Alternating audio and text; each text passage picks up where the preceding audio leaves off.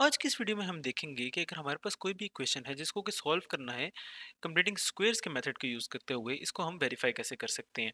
और दूसरा हम ये भी देखेंगे कि अगर अब आपको ये सॉल्व करना बाई हैंड आता नहीं था पेपर के ऊपर, तो फिर भी आप कैलकुलेटर को यूज करते हुए उसको सॉल्व कर सकते हैं। और वो हम देखेंगे कैसे। तो सबसे पहले पहली वाली चीज देख लेते हैं। तो वन बाय वन दोनों को देखेंगे। तो हमारे पास एक एग्जांपल है, ये एग्जांपल मैंने एक बुक से ली हुई है, बेसिकली सेकंड ईयर की बुक से, फर्स्ट ईयर की सॉरी, मैंने बुक से निकाली हुई है एग्जांपल। इसमें कंप्लीटिंग स्क्वायर के मेथड से उसने दिखाया था कि x squared plus 4x minus 437 को कैसे आप सॉल्व करेंगे। और एंड पे जो उसके आंसर आए वो मैंने यहाँ पे लिख दिए हैं कि एक आंसर था 19 और एक था -23। अब हम इसको देखेंगे कि ये कैलकुलेटर पे कैसे हल होगा। तो कैलकुलेटर पे हल करने के लिए सबसे पहली चीज़ हम ये देख लेते हैं कि हम इक्वेशंस को लिखते कैलकुलेटर के ऊपर किस तरह से हैं। तो बेसिकली आप देखें कि आपकी इक्वेशन है इस टाइम पे x squared plus 4x minus 437। इसमें आपको ये पता होना चाहिए कि जो इसके कोफिशिएंट्स हैं बस वो क्या हैं। तो बेसिकली जो वेरिएबल्स हैं वो x है यहाँ पे, और उसके जो साथ जो कांस्टेंट मल्टीप्लाई हो रहा है वो उसका कोफिशिएंट है। तो इस इक्वेशन में कोफिशिएंट क्या क्या होंगे कि पहले वाला जो कोफिशिएंट है यहाँ पे उसकी वैल्यू है 1 जो एक्स स्क्वायर्ड के साथ है। सेकंड वाला जो कोफिशिएंट है उसकी वैल्यू है 4 जो कि x के साथ मल्टीप्लाई हो रहा है।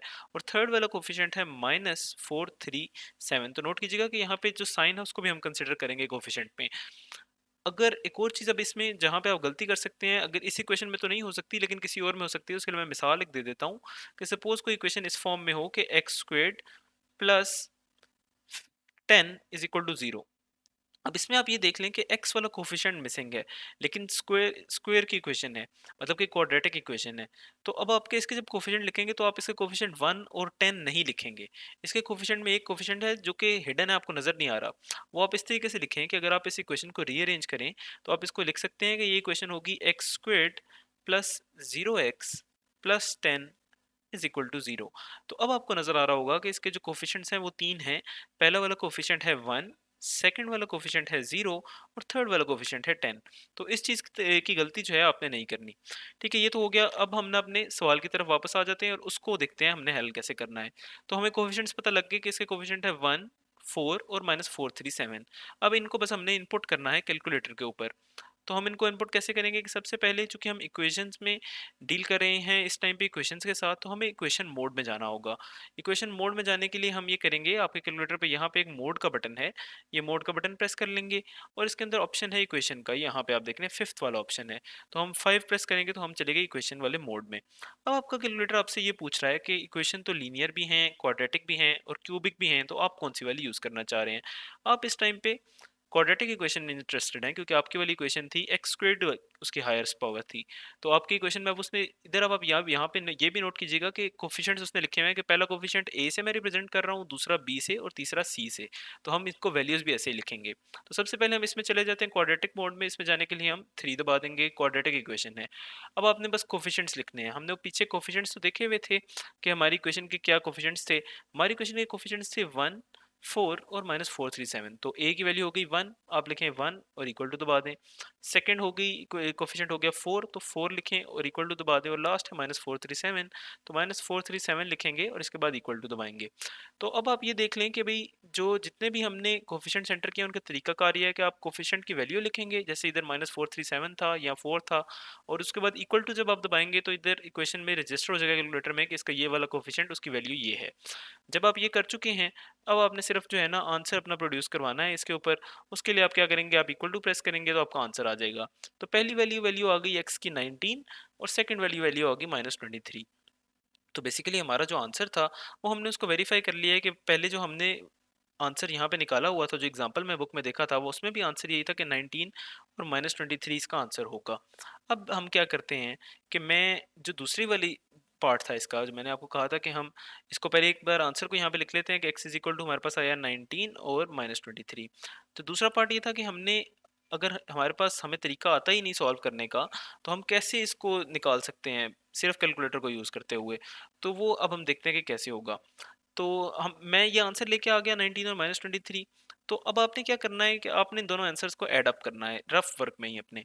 तो मैं इनको ऐड अप कर लेता हूँ, ये है -23 और 19, और इनको आपने डिवाइड करना है -2 के साथ। ठीक हो गया, ये आपने हमेशा इसको निकालने के लिए यही करना है।